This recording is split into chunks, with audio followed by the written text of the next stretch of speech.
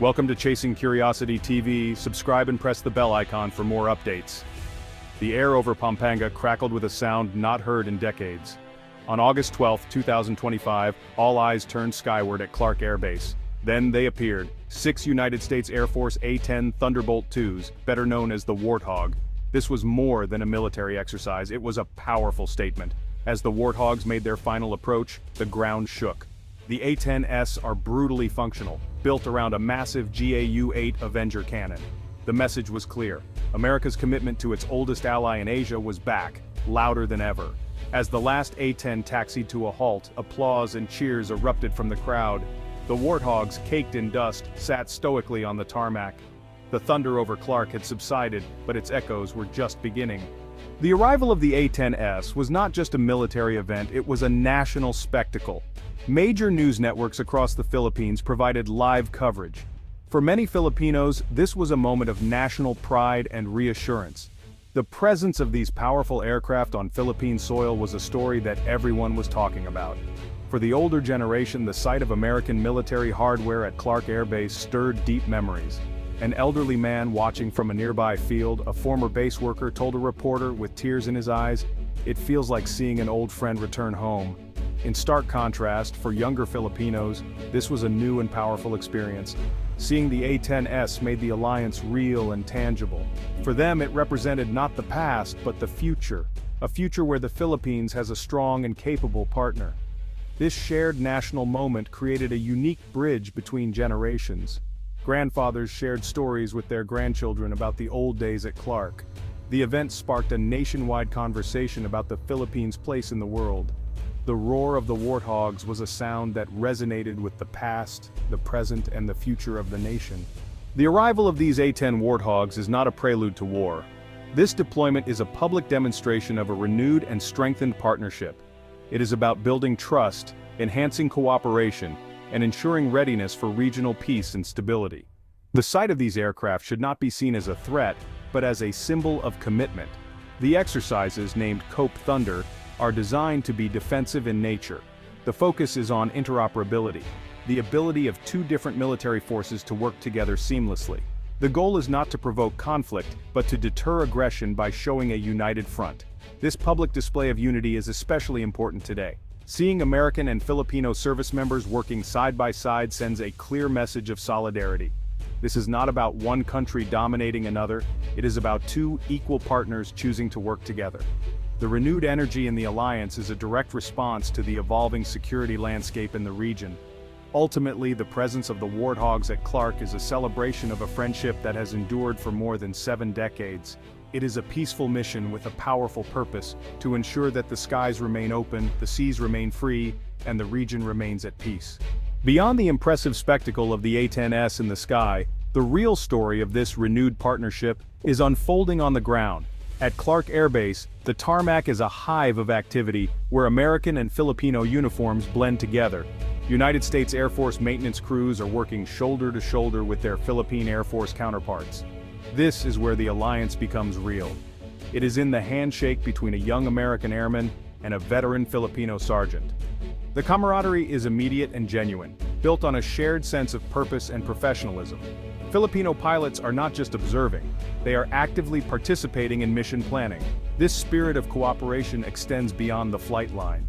In the mess halls, American and Filipino personnel share meals, trading stories about their families and homes. Friendships are being forged over plates of adobo and cheeseburgers. These exercises are as much about building personal relationships as they are about honing technical skills.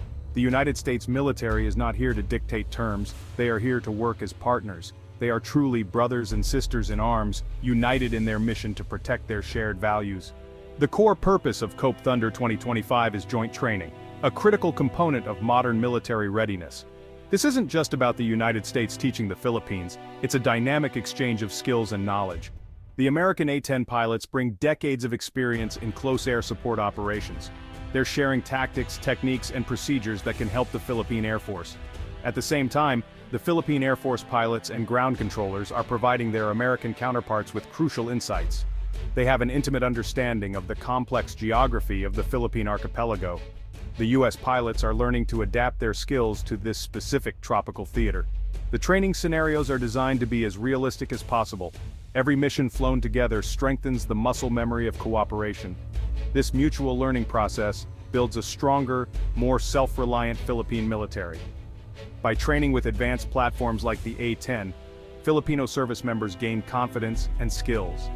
This enhances the Philippines' own defense posture, making it a more capable security partner. The alliance grows stronger when both partners are strong. The A-10 Thunderbolt II, or Warthog, is not just any aircraft, it is a legend. Designed in the 1970s, it's the U.S. Air Force's premier close air support platform. Unlike sleek fighters, the A-10 is built to fly low and slow, loitering over the battlefield.